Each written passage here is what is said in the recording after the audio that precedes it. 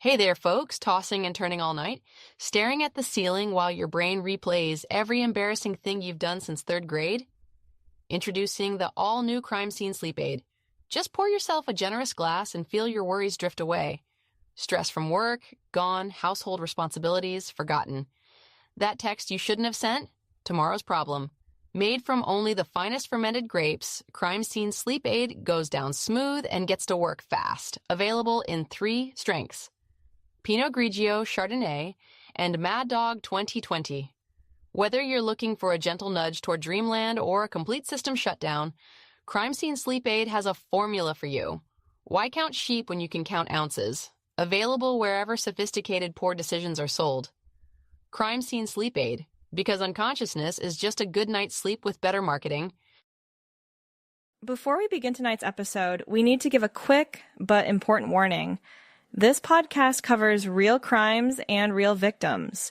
Because of that, this episode may contain graphic discussions of violence, sexual assault, abuse, murder, and crimes against children. Some listeners may find the content disturbing or emotionally difficult to hear. Please take care of yourself while listening. Make sure you're in the right headspace before continuing, and know that it's always okay to pause the episode, skip it entirely, or come back another time. Welcome back to Shadows in the Pines with your hosts, Dan and Bekah.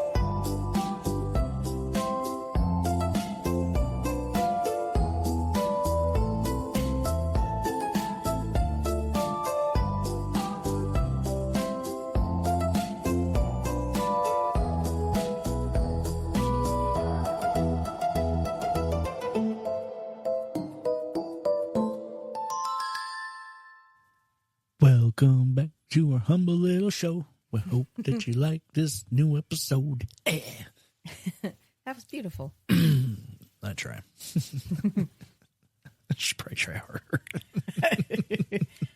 Well, I'm not going to do any singing, so it's all you. Come on. Why? Lay down some bars. I'll give you a funky beat. Gold bars. Sorry, that was a creepy beat. Oh, my goodness. No. All right, well, we're back. Mm-hmm. And, yeah, we're back. And we're back again. And we're still back. We're still here. Yeah. So, let's wrap up this case, yeah? Mm-hmm. We got a lot to get to. Yeah. So, we're just going to jump right in on this one. Quick little recap. We're talking about, obviously, Michella Welch and Jennifer Bastian. Mm-hmm. Both currently, where we're at in the story, unsolved. Yeah. Very unsolved. Very unsolved. A lot of time has passed. And we had some renewed attention in, where were we at, 1988? Mm-hmm. Yes. That, like some TV reports and whatnot, and nothing changes whatsoever. It's got people in law enforcement looking at the cases again and, wondering whether or not these two girls are connected to other unsolved murders. Mm-hmm. But, it settles down. And then they're left with the same problem, really, that they've had from the beginning, and is that they don't know who killed these two girls. Exactly. Yeah. And they have no suspect they can build a case against. No. So the files just stay open, and the years keep moving. Yeah. Now, these two murders kind of slowly become the kind of cases people refer to as cold cases. Mm-hmm. Which we should say that it's not because they stop mattering. No. But it's because nobody has found a way to move the case forward. Yeah. Like they've run out of all leads, all options. They've exhausted every avenue they can. Yeah. And they're no closer to a suspect. So it becomes a cold case. Yeah. So 20 years goes by after these two murders. Holy crap. Yeah. 20. Now we're 20 years into the future. Still no suspect in either of these two. Whoa. Right? Oh my God. So after 20 years, we get this Tacoma detective named Gene Miller, who decides he wants to take another look at these cases. Okay. Now, you know, what makes Gene a little bit different from some of these detectives that we talk about is that Gene didn't just do this because they were sitting there. He did it because he remembered this case. Oh. Or these two cases. He remembered them. Because back in 1986, he was a young patrol officer who had been assigned to desk duty because of an injury. So he wasn't one of the homicide detectives running the investigation, but he was close enough to see how much work was being poured into both of those cases. Okay? Oh, all right. So he helped with a lot of the background work and, really watched them spend countless hours trying to find the answer to this fucking mystery. And he remembered them because he remembered the effort and he remembered the families. Yeah, I don't think something like that would ever leave you. Yeah. You know? And more than that, he said that he remembered how much time had been spent trying to solve the murders and how little progress investigators ultimately made. So when he eventually had the opportunity to create a cold case unit in Tacoma, those are Jennifer Bastian and Michella Welch were two of the cases he wanted to revisit. Oh, wow. Yeah. Good. So, he starts doing what cold case detectives do. He starts rereading everything. The reports, the witness statements, the evidence logs, like literally fucking anything connected to Jennifer Bastian and Michella Welch, Gene's got his hands on. Nice. Yeah. And that's kind of what you got to do, you know what I mean? Because when you're working on a case that's been sitting there for more than 20 years, you can't just assume the answer is going to jump off the page at you. Oh my God, no, that would be nice. Yeah, no, sometimes it's just as boring, as simply going back through everything and making sure nothing was missed. Yeah, very tedious. Yeah. So while he is reviewing Jennifer and Michella's files, he's actually also looking at other unsolved murders from the same era. Oh, seems like a lot to take on. I know, right? Yeah. And while he's doing that, he keeps getting two names that keep coming up, which are Denise Sally and Kimberly Payne. Oh. And both were teenage girls from Pierce County. Both disappeared in 1986. And both cases, again, remained unsolved for years. Now, he's not looking at them because he's convinced that they are connected to Jennifer and Michella. At this point, he's just kind of looking at them because they're sitting in the same pile. And they fit the same kind of like profile and it's as simple as there are unanswered questions to this. Okay. Gotcha. So they're just unsolved murders from the same general time period involving young victims, and that's enough to make them worth examining. So, as he starts kind of digging into these, he learns that Denise was 17 years old and Kimberly was 16, that the two girls disappeared months apart. But there's a couple of details that immediately catch his attention. Both of those girls vanished from the same bowling alley. Oh. Yeah, not similar locations, not neighboring, places. The same fucking bowling alley. Okay, that's... All right, that's so, bad. When you're working a cold case, that's the kind of thing you're going to want to pay attention to. Definitely. So he starts pulling reports and timelines, all this shit. He's trying to determine whether these similarities are meaningful or whether they're just kind of coincidences that look important because there's been a huge amount of time that's gone by. Oh, yeah. Yeah, 20 years. So, you know, kind of the deeper he gets into these cases, the more obvious it becomes that Denise and Kimberly deserve another look. Definitely. Not because, you know, suddenly they have a suspect or suddenly, you know, someone has come forward with a confession and there's not some kind of dramatic break in the case. What catches his attention is that there's still physical evidence available to examine. Really? Yeah. And, you know, a lot of those old cases didn't have that. Evidence would get lost or destroyed, or sometimes it was never even fucking collected in the first place. Right. Because they're fucking, you know. You just didn't know. Yeah. Yeah. Or, you know, I'm not going to say they're all inept, but when I hear evidence isn't collected, it's hard to not picture the black and white cops bumping into each other with the fucking with their nightsticks.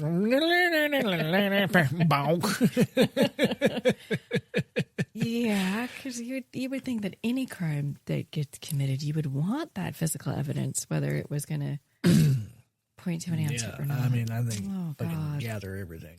I don't give a shit. So, anyways, there's evidence, and you know, for Gino, that means there's still a possibility that science might be able to answer questions that the detectives couldn't answer in 1986. True. So, you know, he's got Jennifer and Michella on his radar. They're not going anywhere, but he starts spending a little bit of time on Denise and Kimberly as well. Okay. Because before he can determine whether any of these murders are connected, he first has to figure out who the fuck committed them. That's true. That's so true. Yeah, you can't draw those lines yet. Yeah. So as he, you know, kind of keeps digging into these murders of Denise and Kimberly, they finally start getting some movement. And, you know, but the breakthrough isn't coming from Jennifer or Michelle's case. It's coming from Denise and Kimberly's. But that's still important because one of the biggest questions hanging over all of these investigations is whether they are dealing with one offender, multiple offenders, a collection of unrelated murders that happen to have happened, you know, during the same period of time. So anytime they can eliminate a possibility and get some kind of solid answer, it helps them better understand the bigger picture. Oh, absolutely. Yeah. So, and the evidence that they have for Denise and Kimberly is DNA evidence, which back in the 1980s, you know, let's be fair, detectives simply didn't have the tools available to do what investigators would be able to do years later. Yeah, that's so true. And as we learned at CrimeCon, holy shit, like it's becoming almost nearly impossible to get away with murder. Yeah, absolutely. Absolutely.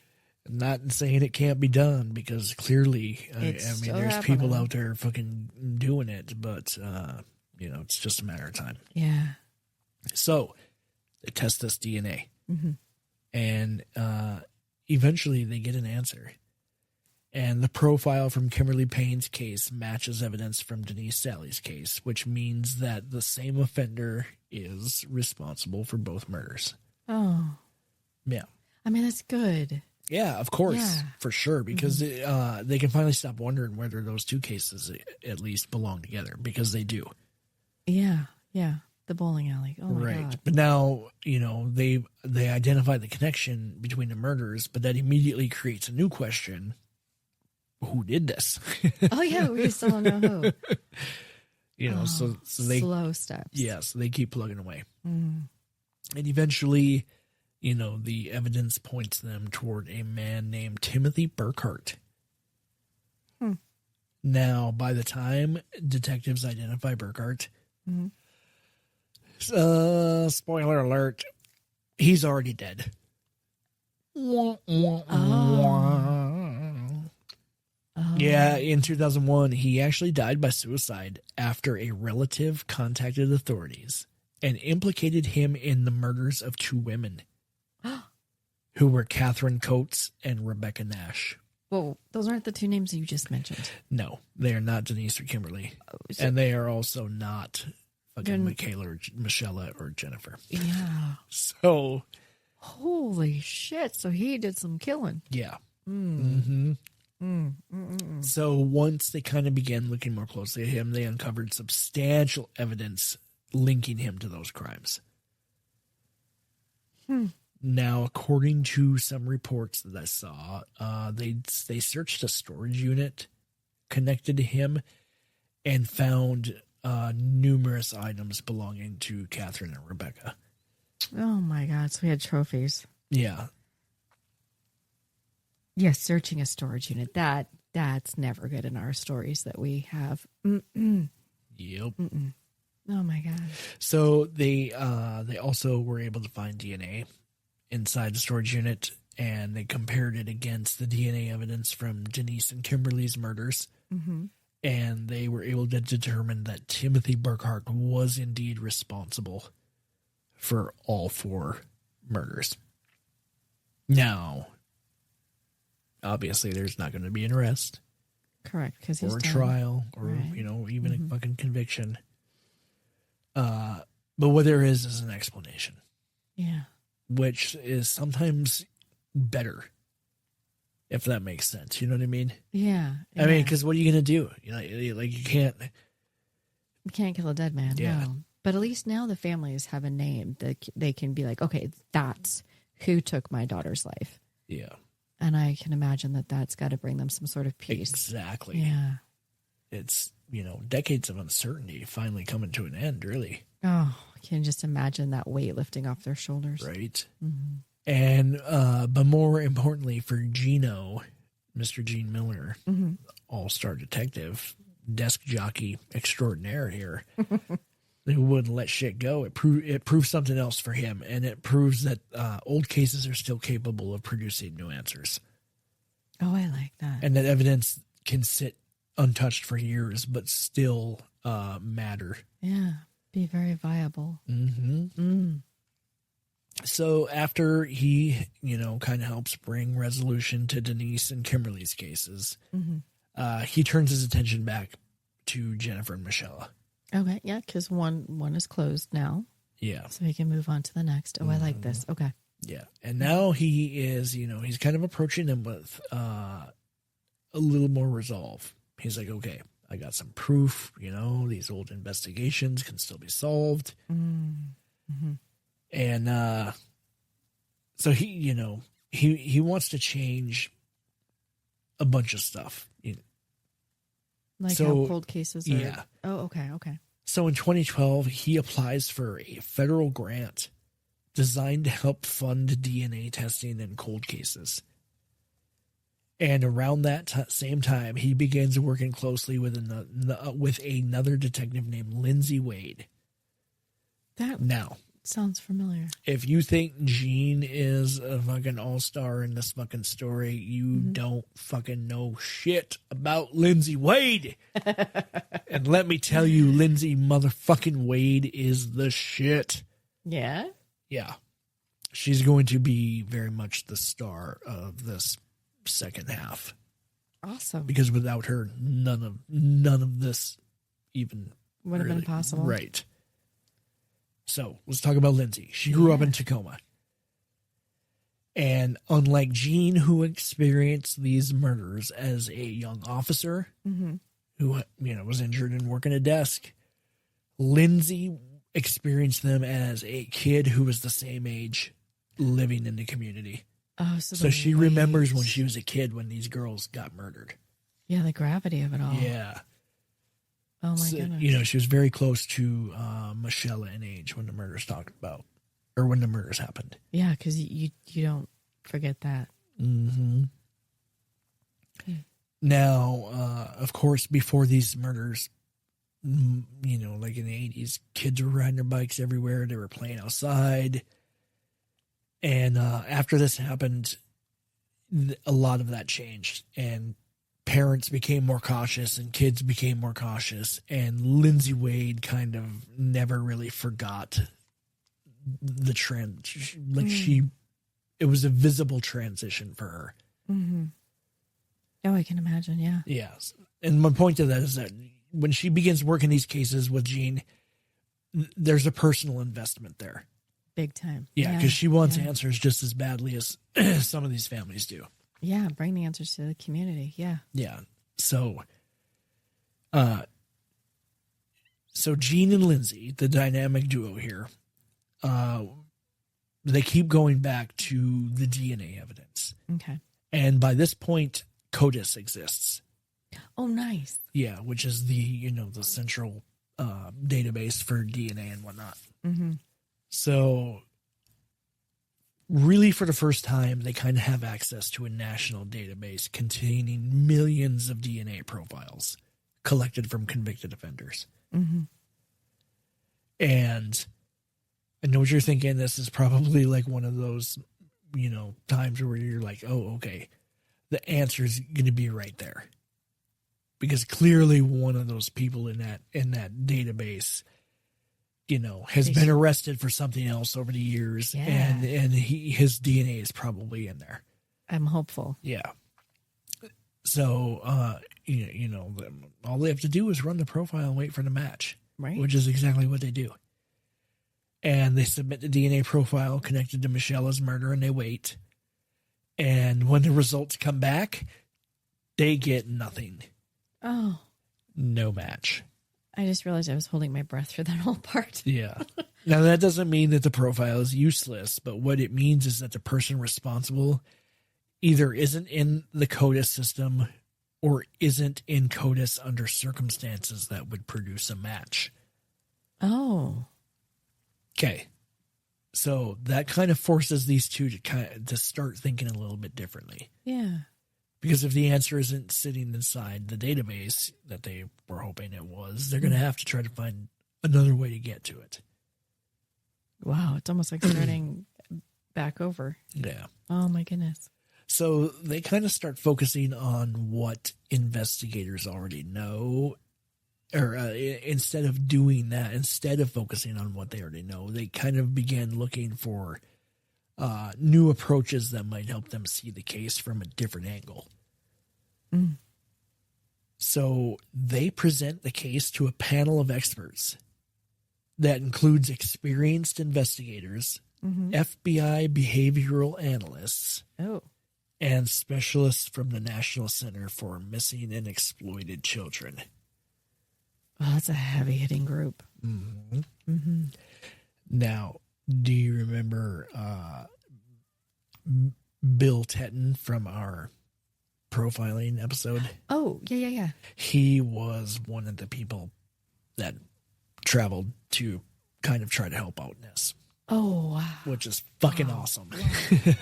Kind of a little full circle. Yeah. That is so cool. Yeah, one of the people that helped, start to be the behavioral the analysis. BAU. Holy. Came to try to do this.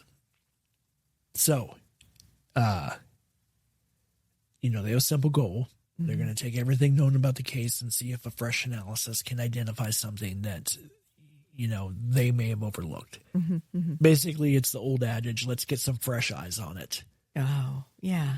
And see, we're too close to it. Let's have somebody else take a look and see if we're missing something obvious. Mm-hmm.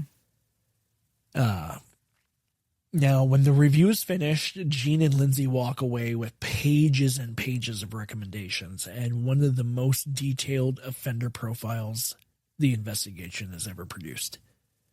Obviously, because you're working with top notch, the genius. Right. And according to the profile that they built, the killer may have lived in Tacoma's North End or had family connections there. Mm-hmm. And they also believe he may have been semi-transient, spending significant amounts of time in the parks or wooded areas. Oh, okay. Okay. Like a permanent camper. Right. Okay. All right. So the profile further suggested a history of mental health struggles, unstable employment, difficult family relationships, and possible periods of incarceration or institutionalization. Okay? That's a lot. Right. But what really catches everyone's attention, though, is one particularly unusual conclusion. Because based on evidence collected during the investigation, the experts theorize the offender may have suffered from a rare intestinal parasite that could have caused chronic digestive issues, pain, skin problems, and other ongoing health complications. Huh. Like continuous diarrhea or something. That's something, right? Oh, man. So it's an incredibly specific detail. It's very specific. Right. But, at this stage, they're really looking for anything that might help identify anybody that might be fucking anywhere near fucking the case. Kids. Right. Yeah. Oh, my God. So now they're looking for a dude that, might have worms and is dragging his ass across the carpet. Oh, my God. Oh, man. So... It's a very specific detail. Yeah, when you think about it, right? I know. And that's the strange thing about these offender profiles. Like how would you even think that? Like what was it? Oh, sorry. So, a lot of it kind of reads like a list of probabilities because, it includes background and history and circumstances. But then every once in a while, there's a detail like this one where it's so specific and so fucking unusual that it so almost bizarre. feels like it could crack the whole case open. You know what I mean? Right. We're looking for a man and he's got worms. Let's hang out at the pharmacy. Check all the pharmacies. Oh my God. So yeah, they released this profile to the public. And again, for the first time in quite a while, they get a huge fucking response. And and when I say huge, let's think about how much time has gone by. 20 years. Yeah. So roughly 60 new tips come in. That's after actually the profile is after released. 20 years. That's why I'm really saying, good. man, 60 tips after 20 years. That's fucking pretty good. Yeah, yeah. My mouth is hanging open just out of sheer shock. Right.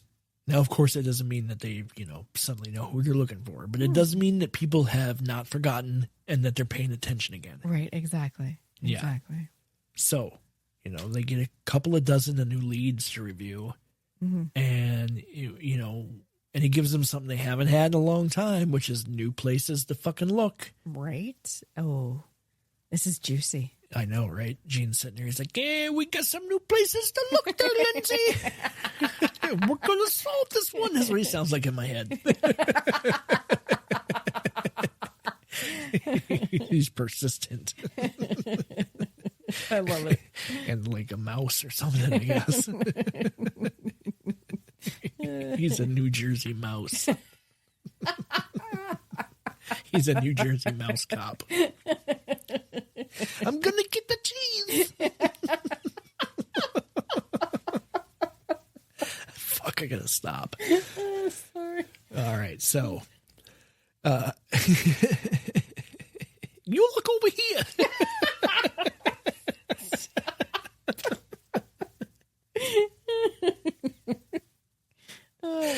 Oh, Christ. So as they, kind of start working through these new tips generated by this offender profile, Lindsay Wade uncovers something that surprises her. And it kind of seems impossible until somebody actually points it out. And she learns that at some point during the investigation, residents housed at Washington's Special Commitment Center on McNeil Island had never had their DNA entered into the system that these investigators are relying on. Oh, so now you're like, okay, so right, like, okay. And that's important because the Special Commitment Center houses sexually violent offenders. Oh, dear God. Yeah.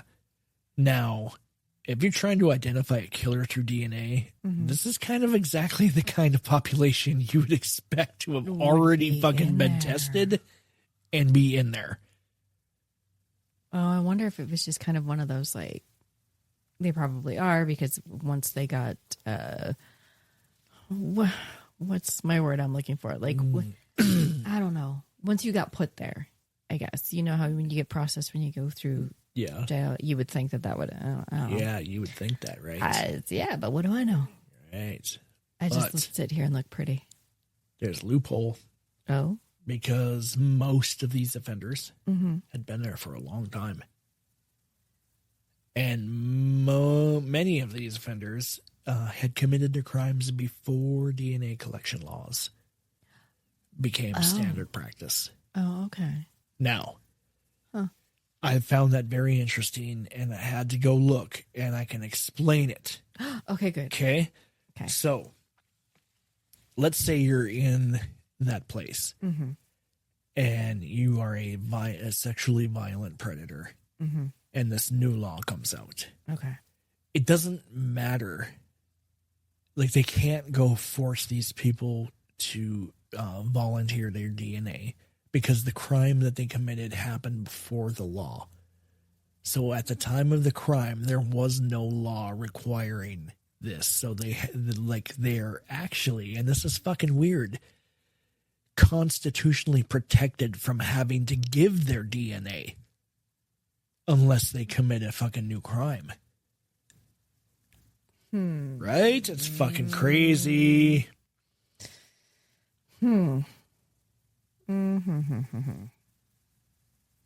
It's really, really weird. Yeah, I'm trying to. Now, it shouldn't be this way because you got to think, like, all right, let's look at it from a different angle. Okay. Let's say there's a group of people who are in prison for selling drugs. Okay.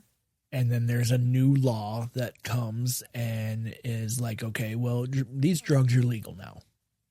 And that's what you're in prison for. They very much can be like, no, guess there's new laws. And they can, and almost all of them, like if it like becomes, let's say they're in prison for distributing marijuana. Okay. Now their state has recreational marijuana. It's no longer a crime to do what they did. They can get out of prison. But why? Because they committed the crime before that law existed. So, I mean, if you want to be, fair about it. Wow. Okay. I get it now. Yeah. Huh. But I still have so many questions. Yeah. It's like, oh my God. Yeah. So, and yeah, they have the same fucking question too, which, and it's a pretty obvious question. Like if they were never tested, how many potential matches had investigators been missing? That was my question. Yes. Over like all these years. Right. Now, fortunately, around the same time, Gene's application for the cold case funding is finally approved. Okay. And what that does is it gives investigators additional resources to pursue DNA testing that would have been difficult or impossible to fund otherwise. So they move forward, and a bunch of samples are collected, and the DNA profiles are entered. Oh, nice. Yeah. Nice. So, they kind of wait to see whether one of the names finally leads them to Jennifer and Michella's killer. But when the results come back, again, they hit another wall because none of the samples produce the match they're looking for. Ah, shoot. Right? Now, obviously, that's pretty fucking frustrating Yeah. and disappointing. Yeah. But it does tell them something important. The person that they're hunting isn't sitting inside that facility.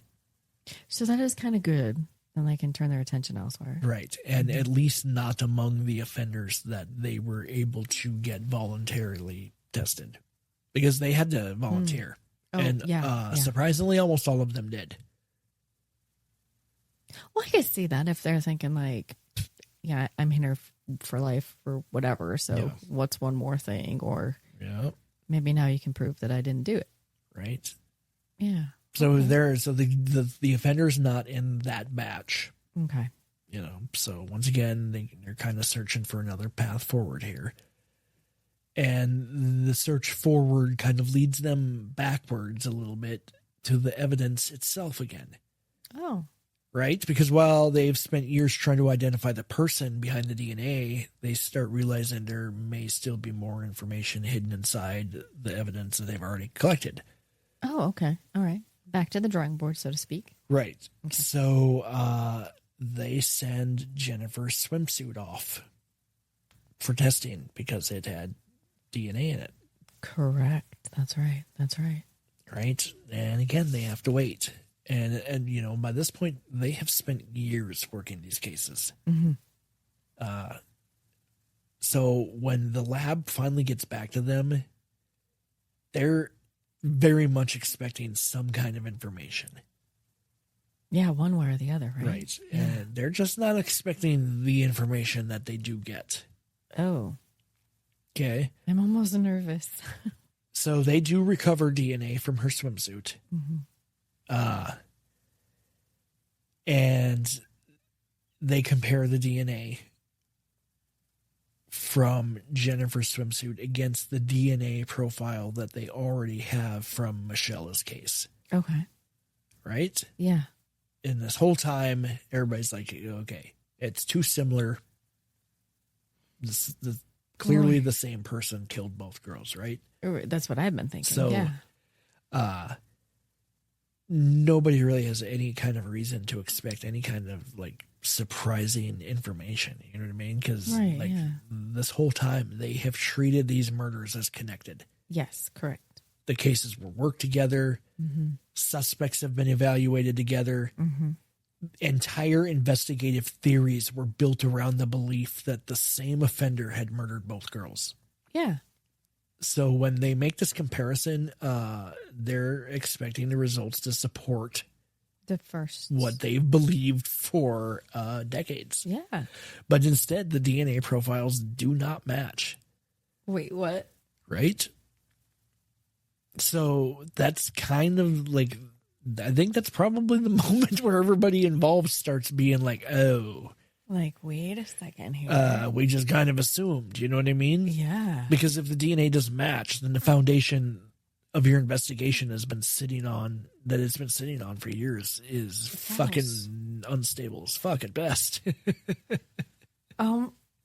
Whoa. Yeah, so, 2 different killers. Oh, that's just which is weird because of how similar so freaking similar both these things are. Right? Oh, yeah. Sorry. I'm just trying to let that sink in. I I'm know, like, it's fucking what? crazy. So, but finally, you know, once the realization kind of like settles in, like it is for you on your face there. Yeah. Can you see it? You get to see it. They finally get to start changing the investigation and, you know, they get to examine each case on its own. Oh, wow. Right? So Wow. leads, you know, they get these leads that may not have made sense before. All of a sudden they're like, okay, well, you know, this might make sense all of a sudden. Yeah. So, you know, the murder hasn't changed. The evidence hasn't changed. But what has changed is their understanding of what the fuck they're looking at. Yeah, like their perspective. Yeah. Oh, okay. Time for me to change gears then. Yeah. So, you know, once they realize that they were killed by different people,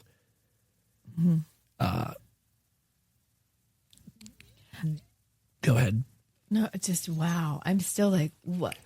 Because just thinking about what was shared in our first episode going, but no, I swear to God that everybody was seeing, I don't know. Right? I know. It's crazy. It is crazy, but I'm excited. Yeah, so instead of trying to solve 2 murders at the same time, they kind of focus on Jennifer's case, and they ask the much simpler question of, okay, who left this DNA on her swimsuit? Yeah. And that's where they decide they're going to try something new. Oh. Now, at this time, genetic genealogy is still in its very early stages. True. And it isn't the widely known investigative tool it would eventually become, but Jean and Lindsay are willing to explore anything that might move this case forward. Mm-hmm. Okay? Yes. So they have YSTR testing performed on the DNA connected to Jennifer's killer. Okay. Okay? Now, you may be asking yourself, what the fuck is YSTR testing? Exactly. I was going to say, what does that mean? Okay, so unlike standard DNA comparisons, this type of testing follows the paternal line and can sometimes help investigators identify family names associated with an unknown offender. Does it sound familiar? Oh, yeah. Because that's how they identified Coburger. Yeah. Through his dad's familial DNA. Okay. Oh, my God. So they send the results off to a genealogy specialist. I'm sure back then there were two. Probably. Their case log must have been like months long, if not years. Yeah. So eventually they get a list that comes back. Mm. Yeah, that's what I said, a list. Oh, my God. Not a suspect. A list. Not a name. Not a name. Here's but a your 30. list, yes. And it's just a handful of possible family surnames. Okay? But according to these reports, they have 3 names that stand out. Smith, Holbrook, and Washburn. Well, okay? Now, on the surface, it's not a lot to work with. no. It's just a 3. bunch of fucking last names. Yeah. And if anything, it's probably more frustrating than helpful. Right. Because they still don't know who the fuck the killer is. And all they got are, possible family names in a fucking stalled-ass case. So what do you open up the yellow pages? They're like, No. See, Lindsay Wade. oh. I told you she's a fucking rock star. She sees something that catches her attention immediately, which is the last name Washburn. And it sounds familiar to her. Oh, okay. Okay. So, who knows this case better than Gene and Lindsay at this point? They have read and reread and reread every goddamn page of these fucking files over and over and over again. Mm-hmm. So she starts digging through the old case files, and before long, she figures out why she recognizes the name. Oh. So years earlier, during the original investigation, a man named Robert Washburn had contacted the police with a tip. Okay. And I know what you're thinking is, there's nothing particularly remarkable about that. Right. People call in tips all the time, and, most of them never go anywhere. But once she realizes the same last name is appearing in the genealogy work, she pays a little closer attention. You know what I mean? Not because she thinks she's found the killer, at least not yet, but because after years of chasing dead ends, any kind of overlap on anything is going to make you sit right the fuck up and and be like, pay way closer attention. And it's certainly going to be at least worth examining. Oh, absolutely. Yeah. So what does she do? She pulls up everything she can find involving Mr. Robert Washburn and starts getting to know him a little bit. And the deeper she gets into these reports, the more interesting things become. Oh. Now, initially, there's no reason he should stand out. You know what I mean? He's not listed as a major suspect. He's not somebody they've been chasing. And in fact, for most of the people who have been reading through these papers, he's just a fucking tipster. Right. One of many. It's the guy doing the fucking right thing, man. Yeah. You know what I mean? Just being like, hey. This is one more person who called the police during a high-profile murder. Good on him. But as she starts reading through the report, she notices something a little interesting. Now, whose swimsuit did they test? Jennifer's. Yeah. So what's interesting is that the tip Washburn originally called in wasn't about Jennifer. It was about Michella. See, now I'm confused. How fucking weird is that, right? Yeah. No, you should be confused because they have DNA from Washburn on Jennifer. Yeah. They know that these two murders are not connected. So, but now they have a dude named Washburn who called in a tip about Michella. The other girl, right. Okay, so back during the investigation into Michella Welch's murder, they had released a composite sketch of a man that they wanted to identify. Oh, yeah, I remember. Yeah. And at some point after seeing that sketch, Robert Washburn contacted investigators and reported that he thought he'd seen someone resembling that man in the drawing. Okay? Oh, okay. Following, yes. Now, not particularly unusual. Lots of people called in after the sketches were released, and that's why they released them. But she notices something else, which is that the location Washburn mentions is Point Defiance Park. Oh. Now, if that sounds familiar, it should, because that's where Jennifer would later disappear. Yeah. Okay? Now, obviously, this doesn't prove anything. No. It's just a strange fucking coincidence. Yeah. It is a really strange coincidence sitting inside an old report. But she's going to grab onto this and keep going with it. All right. Okay? All right. And eventually she discovers that Mr. Washburn's name appears in the files again. And this time it comes from a follow-up interview conducted after Jennifer's body was found. Oh. And during that conversation, Washburn reportedly told investigators that he had been in Point Defiance Park on the day the searchers found Jennifer's remains. And that while he was there, he had noticed a foul odor. Now, you remember the discovery of Jennifer's body started when a jogger contacted authorities and reported smelling a foul odor coming from an area off the trail. Correct. Yeah, I remember Which that. eventually led them back into the woods and that's when they actually found her. Now, they never conclusively determined whether Robert Washburn was the person who originally reported the smell. Okay. Okay. And I don't know why that question is important to me. Right. But I got to believe that he was the person. You know what I mean? That notices the stench. Yeah, he was both people. He was the jogger. Oh. And he is telling them again. Okay. Now, Okay. yes, clear. Okay. Now, the records, they don't settle the question one way or another. But Yeah, because the jogger never got named. I got to believe he's has both to be the guys. jogger. Yeah. That's the only thing that makes sense. Yeah. Now, Lindsay also was like, well, I can't help but to notice the overlap. And I'm not going to ignore that because now that's twice. So she's looking at a man whose surname appears in the genealogy work connected to Jennifer's killer.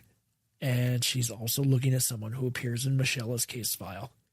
Someone connected to Point Defiance Park and someone who places himself near the area where she was eventually found. Again, none of that makes Robert Washburn a killer. None of it proves anything. Nope. But after years of chasing dead ends, it's got to be exciting for them. Right. And obviously she knows she's got enough to keep digging. So she starts pulling together everything she can find about his life back then and where he was and what he was doing in 1986.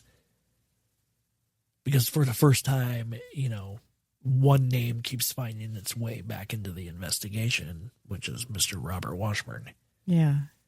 It's just natural as a detective. You'd Yeah. want to take a deep dive, a further look. Right? Yeah, absolutely. So she starts building a picture of who this guy is. And what she kind of finds is pretty fucking ordinary and boring. You know what I mean? Like he grew up in Tacoma. And in 1986, he was working as an engineer for Boeing. Oh, yeah. He was not living as a drifter. He's not somebody with like any kind of lengthy criminal history. And he's not a person whose name immediately jumps off the page and makes them think that they found their guy. You know what I mean? Right. But honestly, that's part of what makes him interesting. Because if you'd handed Lindsay his background before the genealogy results came back, there's a good chance she would have filed him away as another tipster and moved on. But instead, she keeps digging. And as she traces his history forward through the years, she learns that he eventually filed for bankruptcy. And at some point, he leaves Washington and relocates to Illinois. Okay? That's quite the relocation. Yeah. So she also learns that he's helping care for a daughter with significant medical needs, something that occupies a large part of his life. And really, the more she looks, the more she realizes something a little important, and that's that Robert Washburn isn't showing up as a suspect because nobody ever really treated him like one. I would have never thought that. Yeah, he wasn't one of the major names that they were focused on back then. No. He wasn't even really a person of interest. No. He was just a name that existed in a file. Because, That's it. Yeah, because he called in a tip. Yeah. So now I said that he did not have a lengthy criminal history, but reports indicate that in 1985, the year before, Washburn had been arrested for trespassing and vehicle prowling. But the incidents never resulted in criminal charges. Okay. Okay, so for whatever reason, the charges were dropped. Now, again, he's pretty fucking boring. Yeah. But Lindsay's like Not giving up. the name thing. She's like, I can't let it go. Oh, okay. Okay. She says she keeps coming back to that. And, the appearance of his name in the original case file and the connection to Point Defiance Park. So eventually she reaches this point where she's like, okay, enough is enough. Like, there's nothing more I can learn from reading these goddamn reports. Nothing. Right.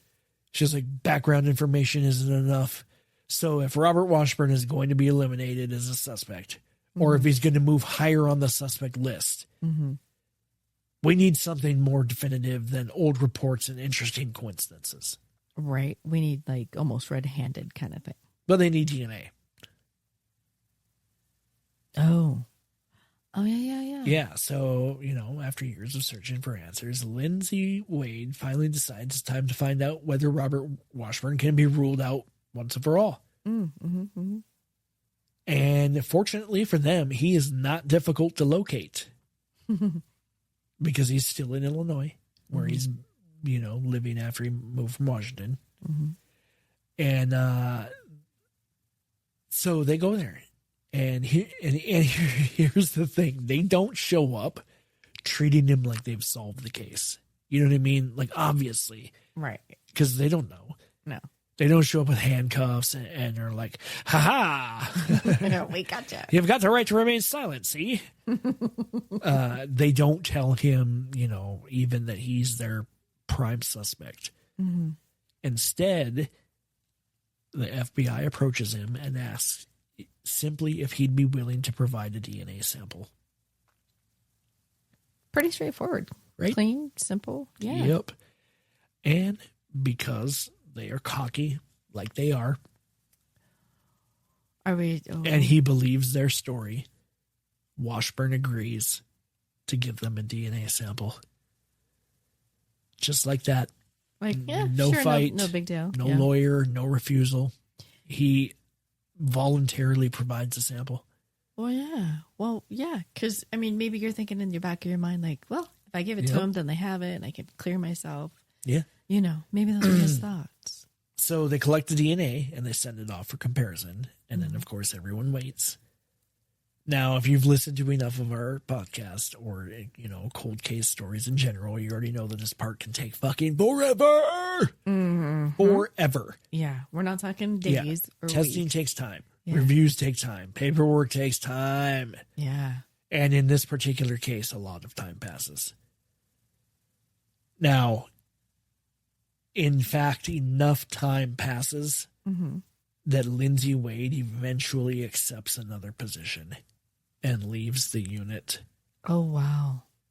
That's quite a bit of time there. Right. By this point, the case is still important to her. She still wants answers, but she's not sitting at the same desk working it every day. Okay. Now, in 2018, she is at her new job when the phone rings. And even though she isn't the person assigned to the case anymore, she's the one who receives the initial phone call. Oh, this is kind of exciting. And the DNA results are back. Now imagine carrying this case around in your head for years. Chasing leads, reviewing reports, following tips, and trying to make sense of evidence that's been sitting in storage since the fucking 80s. Then imagine somebody calling and telling you that they finally have a fucking answer for you. Because that's essentially what's happening. The DNA sample provided by Robert Washburn matches the DNA recovered from Jennifer Bastian's swimsuit. Fucking finally. After decades, after all the years and the theories and the dead ends, they finally have a name attached to the DNA. Oh my God. Which confirms something she'd only suspected before, obviously, in that Robert Washburn isn't just another tipster. He is very much the man who killed Jennifer Bastian. So they move pretty quickly because, you know, obviously after decades of not knowing who murdered a 13-year-old girl in Point Defiance Park, they're finally in a position to make a fucking goddamn arrest. That has got to feel so good. Right? Oh my God. So they arrest him in May of 2018. Wow. Which is less than 10 years ago. Yeah. So, and according to reports, a SWAT team surrounded Washburn's apartment in Illinois, took him into custody without any kind of fight. Yeah. And when they bring him in for questioning, they don't immediately lay everything out for him. Good. Yeah, they don't walk into the room and start talking about Jennifer right away. They don't start reading evidence, and they don't even tell him exactly why he's there. They're just like, you're under arrest. Yeah, and but he's like, okay. Washburn seems to have an idea. Hmm. And at one point, he reportedly asks investigators whether this has something to do with the DNA sample that he provided. Oh. Right? Now, that's already a pretty interesting question. Yeah. And before they can say anything else, Washburn makes a statement that immediately seals his fate, pretty much. Oh? Now, according to reports, he says, "I didn't kill that little girl." Now, at this point, they have not mentioned this at all. They haven't mentioned Jennifer. They haven't mentioned a victim. They haven't mentioned that he is been arrested for murder. Right. But he has. He just admitted, yeah. And after making that statement, the interview doesn't last much longer. Oh my God. Because he requests an attorney and they have to stop the questioning. Right. But from there, it moves into the court system. And they charge him with first-degree murder and her death. And additional allegations involving sexual motivation and deliberate cruelty are also included as part of the case. Good. And when he appears in court, obviously he pleads not guilty. And a judge says bail at $5 million while the case moves forward. Good. Yeah. Good. So, obviously, for her family, for the first time since 1986, the man accused of killing Jennifer has, a name, a face, and a seat in a motherfucking courtroom. Yeah. So, Damn. Now, obviously, as the case moves forward, everyone begins preparing for trial. Probably a difficult prospect for Jennifer's family because, a trial is going to mean having to revisit every part of this case. Oh. The investigators are going to testify. Evidence is going to be presented. Details that have kind of been buried in reports are going to be available to the public. Yeah, they're going to be surfacing. And Lindsay Wade understands this as well as anyone. Because by this point she's spent years working alongside Jennifer's family. And particularly Jennifer's mother, Patty. Oh. And she knows how much emotional energy has already been invested in getting the case this far. Mm-hmm. And she knows what sitting through a lengthy murder trial would require from everyone involved. Oh my gosh, yeah. So all those old wounds right. opening up. But luckily, the direction of the case changes, and none of them have to worry about that because he decides to withdraw his not guilty plea and plead guilty. Well, good for him. Right? So in January of 2019, more than 32 years after Jennifer was murdered, Lindsay sits beside Patty, Jennifer's mother, in the courtroom as the hearing begins. And during the proceedings, Washburn admits that he grabbed Jennifer and pulled her into the woods before killing her.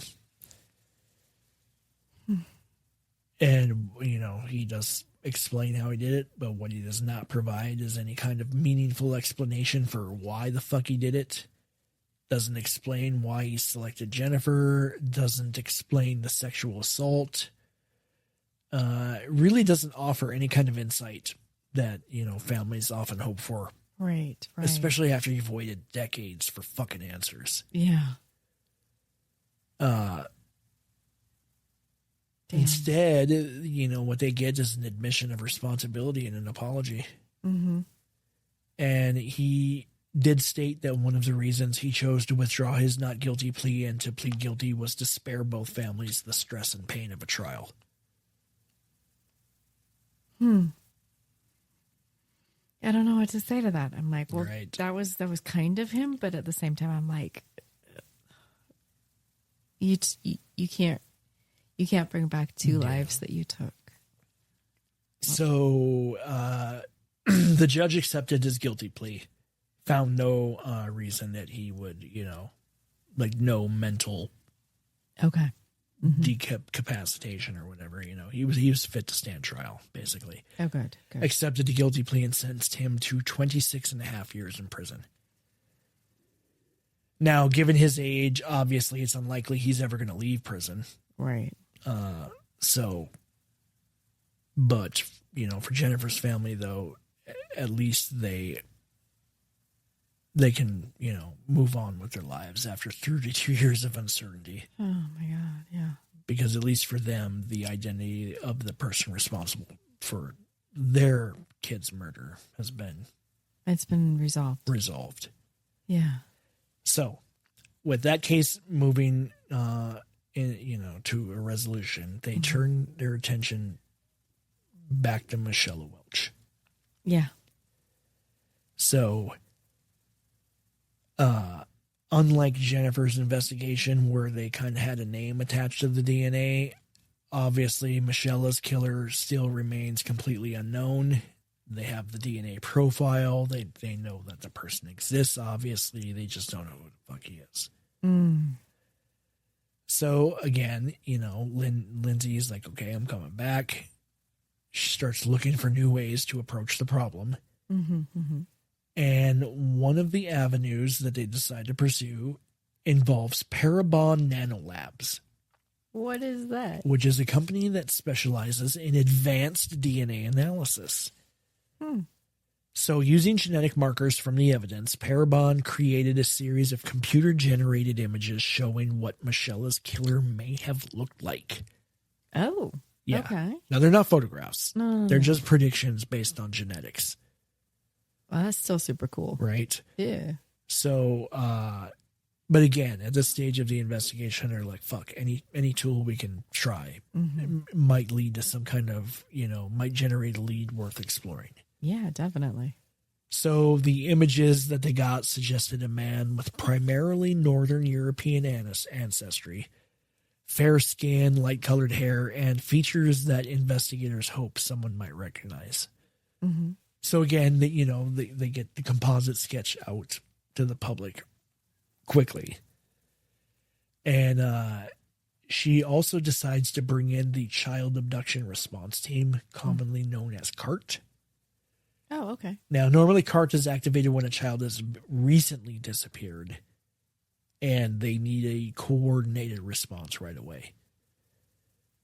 But in Michella's case, they're trying to ask a different question, which is, what if they approach this decades-old murder the same way they would approach a brand new child abduction?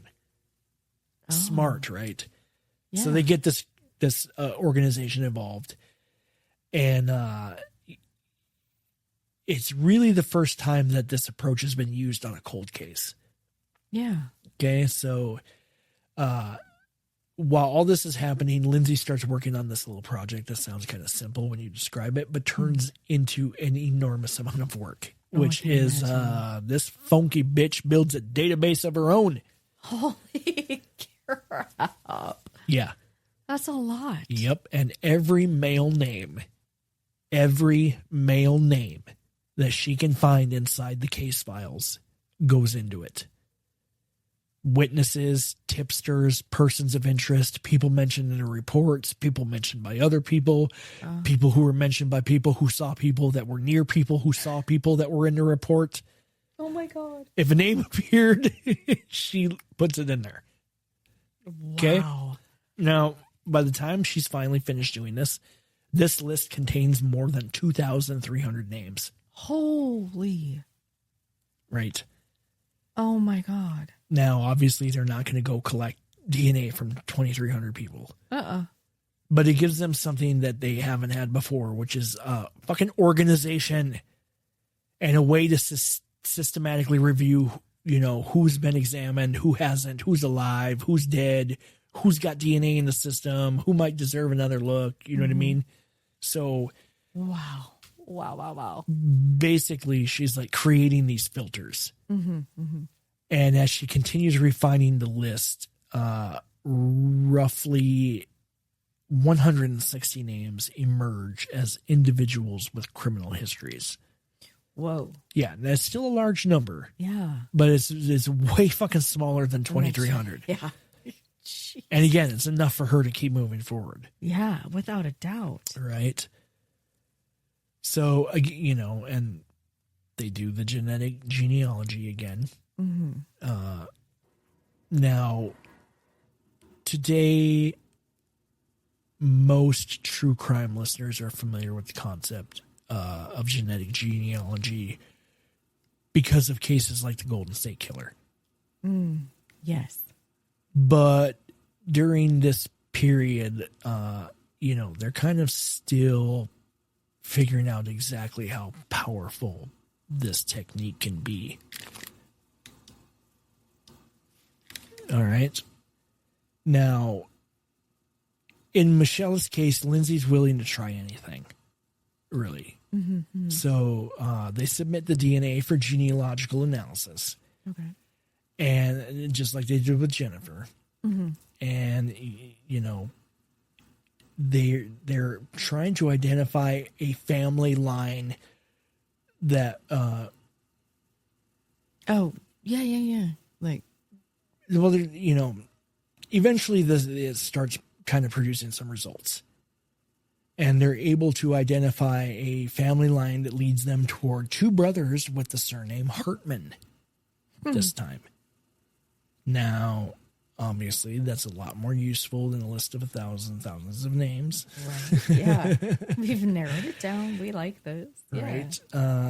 But again, they finally have a couple of real individuals that are connected to the genetic evidence. Yeah, something genuine, something physical. Yeah. So, as they began looking more closely, they kind of discover something else that gets their attention. Oh. And that both brothers had lived in the Tacoma area during the mid-1980s. Oh, okay. Which means they aren't just theoretical possibilities on a family tree. They're actually in the right place at the right time. Right. This is more concrete than Right. abstract. Yeah. Yeah. Ooh. So, at this point, they don't know which brother, if either one of them is responsible for Michella's murder, but they know they're close enough that they need some answers. So they begin some surveillance.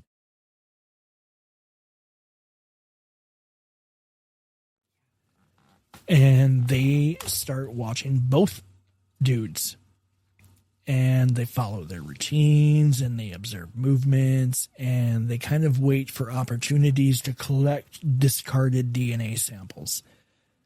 And eventually those opportunities arrive. Because according to reports, detectives are able to recover a used napkin from one of the brothers and a used drinking straw from the other. So the samples are submitted for testing, and, once again, they kind of find themselves waiting on science to answer a question that they've been asking for decades, which is which Hartman brother, if either one of them, is connected to the DNA left behind in Michella Welch's case. Oh, my goodness. Yeah, which, takes time, like we said, and, the DNA from the napkin, one of the brothers, matches the DNA from Michella Welch. And just like that, Lindsay Wade finally has a name. She's cracked it open again. I love it. Yeah, and it's Gary Hartman. Not the host from Entertainment Tonight from back in the day. Remember that dude? I do. Wasn't his name Gary Hartman? I do. Something like that? Something. I'd have to go back and look. Oh my goodness. Yeah, so you know what I mean? Yeah, just try putting yourself in her shoes for a second. She spent years at this point staring at a DNA profile that belonged to nobody. Right. Yeah. There was a killer attached to it somewhere, but he didn't have a face or a name or, or really even a place in the investigation. And then one lab result changes all that. I love the fact that she never gave up. Right? So they get the DNA. It belongs to Gary Hartman. Now, who the fuck is Gary Hartman, you may be asking? Yeah, like, what? Where was he in 1986? You know what I mean? What did his life look like? And how had nobody fucking found him before? Yeah. And this is kind of where things get a little bit surprising because Gary isn't some famous suspect everybody's been talking about for 30 years. His name isn't even all over the case file. And there aren't stacks of interviews investigators have been revisiting over and over again. You know what I mean? So his name hasn't even come up at this point. Yeah, and really before the genealogy work, nobody was looking at him at all. Right, yeah. So, as she kind of starts digging into his background, she learns that he had been living in the Tacoma area when Michella was murdered. She also learns that he struggled with addiction and mental health issues over the years, and some of those details start sounding awfully familiar. You know what I mean? Yeah, from the profile that they were given. Yeah. And now nobody's saying, this profile proves guilt, because it doesn't. No. It's The DNA does that. exactly. DNA is the only thing. Yeah. And Lindsay can't help noticing that some of the things investigators predicted years earlier seem to line up with the man she's now looking at. And, once you kind of sit with that, it's a little bit wild. And it's not because these profiles are magic. It's just because after decades of not knowing who this person is, they're finally able to compare the theory to the actual human being. Right. It's tangible. Right. So it's got to be so exciting for her. Yeah. As they kind of continue putting the pieces together, they begin to believe that Michella was likely the victim of opportunity. And not someone that he'd spent months stalking or planning around, but a child who happened to be, crossing paths with the wrong person at exactly the fucking wrong moment. But eventually they decide that they have enough. And he's arrested during a traffic stop less than 10 miles from where Michella's body had been found all those years earlier. Oh, wow. Right? Obviously a moment that Michella's family didn't think they were ever going to see. No. They got decades gone by. Leads have come and gone. Suspects have come and gone. Detectives have come and gone. But now for the first time since 1986, much like Jennifer, somebody is sitting in custody accused of murdering Michella Welch. Good. Right? Good. Yeah. Now, obviously, just because he's arrested doesn't mean the case is over. No. You know, because Of course not. identifying a suspect and proving a case in court are two very different things, as we know. Mm-hmm. But by the time the case reaches court, they're dealing with something that really hasn't been tested very much yet, which is the investigative genetic genealogy. You know what I mean? Oh, okay. Today, most people have at least heard of it, but back then, courts were still trying to figure out exactly how to kind of fit it into the legal system. Mm-hmm. Mm-hmm. So, as this case moved forward, this dipshit's defense team challenged the way investigators identified him, like fucking nonstop. Now, they weren't disputing that the DNA that they collected from the discarded napkin belonged to him. What they were challenging is the process that led detectives to him in the first place. Oh, brother. Yeah. Because remember, they didn't start with his DNA. They started with relatives. Yeah. And they built family trees, and they worked their way through generations of family connections until they eventually arrived at Gary. Mm-hmm. Mm-hmm. Same way they did with fucking Koberger. Right? To eventually get to his dad. It's so fucking crazy. Yeah. Yeah. So their position, is essentially that investigators followed the law. And they used publicly available information and then independently obtained his DNA before making any arrest. Exactly. And the judge ultimately agreed. Good. Yep. Now, Hartman chose to waive a jury trial, which meant that the case would be decided entirely by a judge. Well, that's risky. Instead of 12 jurors, yeah.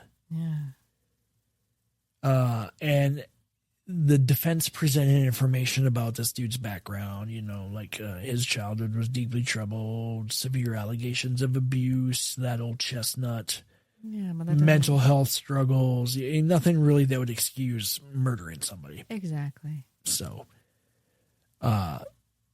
they even try to advance the theory that Hartman's addiction and mental health problems were so severe during that period of his life that he genuinely did not believe he had committed a murder. Right. That's exactly the right reaction. Wow. Oh my God. Right. So, the court hears the evidence and the arguments, and after more than 3 decades, the court finally reaches this conclusion, which doesn't take very long.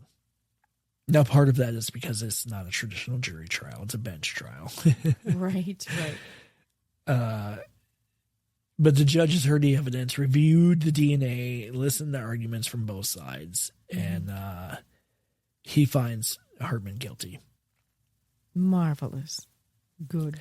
Now, one thing that stands out in this, and it's quite different from the other fella, Mr. Washburn, is that during the sentencing phase, Hartman became very emotional and was crying nonstop and apologizing nonstop for what he had done to Michella, to her family. And he was trying to talk about the terrible things that happened during his childhood, but by this point, they're not trying to decide whether this dude's having a difficult fucking life. We all have fucking difficult lives. Yeah. I don't know a goddamn person that's happy. You know what I mean? Not 100% of the time. No. People are happy, but nobody is fucking happy. Everybody's got shit. Yeah. So he gets sentenced. Good. Do you want to try to guess what the sentence is? Life. 26 and a half years in prison. That's it? Yeah, the exact same sentence that Robert Washburn received in Jennifer's case. Was it the same judge? No. Huh. Fucking weird, right? Yeah. So you got 2 girls, both murdered, both almost very similar circumstances. Yeah. Both found the same way. 2 different fucking judges. Exact same sentence. That's so bizarre. That's now bizarre. At this point, this dude's already 70 years old. Mm-hmm. So he very much will die in prison. Right.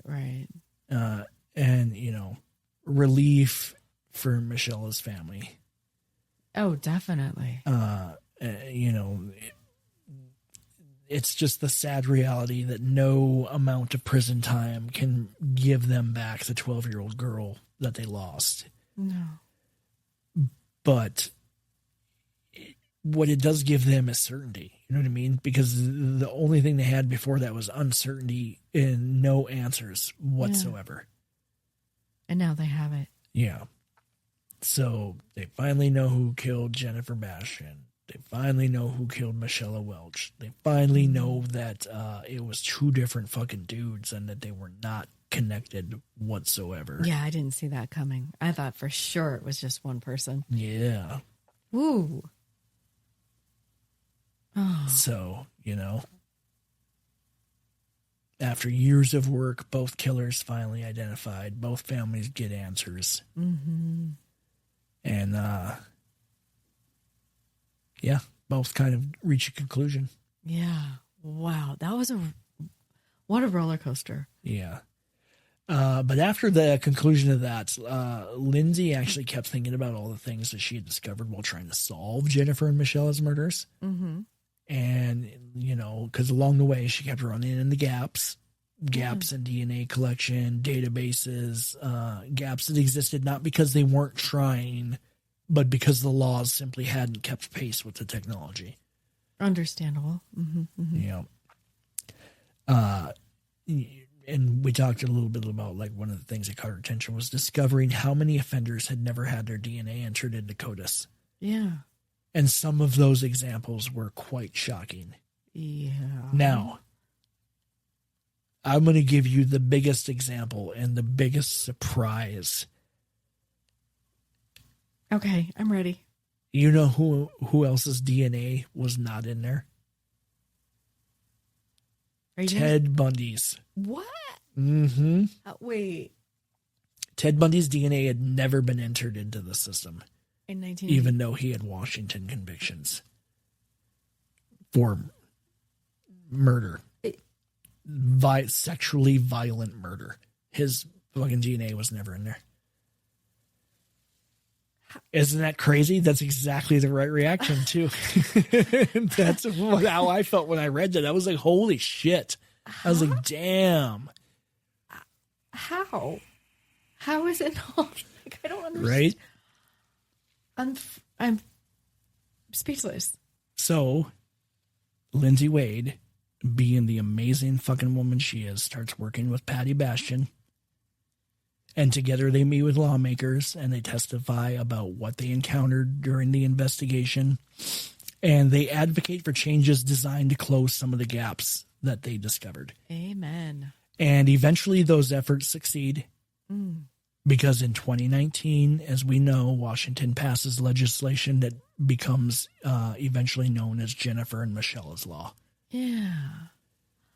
Oh, that's kind of And sad. that law expands DNA collection requirements and addresses some of the old obstacles that investigators encountered while working both cases. For instance, now it removes the timeline, and it doesn't matter at all. They can go back and get DNA from anybody who's in prison or has been convicted of a crime in Washington state at any point that they need to. Oh, I like that. Right? Yes. So that's good. That is good. Oh my goodness. So it helps ensure that future investigators have access to information that may otherwise become lost over time. Mm-hmm. You know what I mean? Yeah. And of course, for Patty, it becomes a way to make sure that her daughter's story continues helping other families. Absolutely. And that the work doesn't stop there. Yeah. Oh my goodness. Wow. Yeah. So, Wow. you know, when you look back at these cases, what stands out isn't just the arrests or the convictions. It's the amount of fucking time involved. Yeah. The time. And their drive, their passion. Yeah. I mean, they worked the cases together and they developed theories around the belief that both these murders were connected. Mm-hmm. And then eventually DNA told a different story. Yeah. And Jennifer and Michella were victims of two different offenders whose crimes happened only months apart. Yeah. You know what I mean? That part is even fucking crazier to me. Yeah, it's just two random happenings that you would have thought. In my heart of hearts, I thought connected. Yeah. I thought. So after more than 30 years of uncertainty, both families, finally know what happened to their daughters and who was responsible.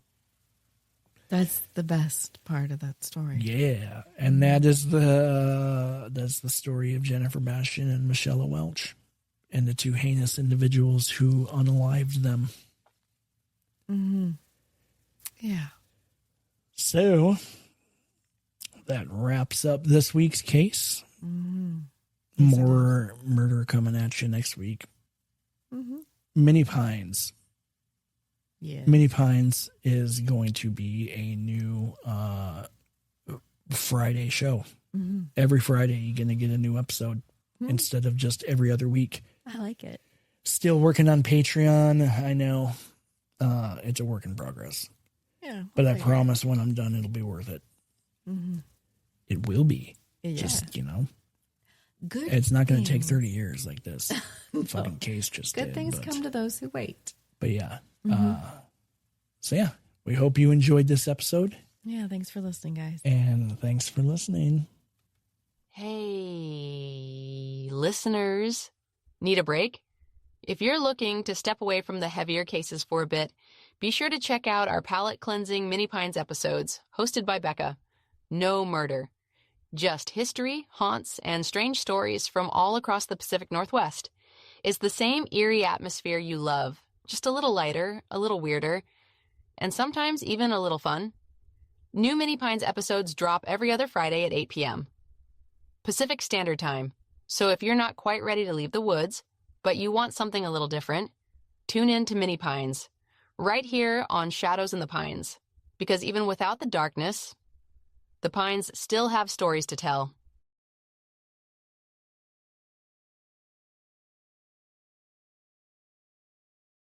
Like what you just heard?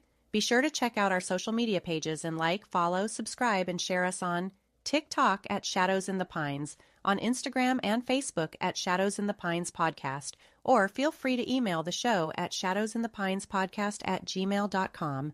And of course, if you want exclusive bonus episodes, be sure to join the inner circle on our Patreon at patreon.com/shadowsinthepines. Thanks for listening.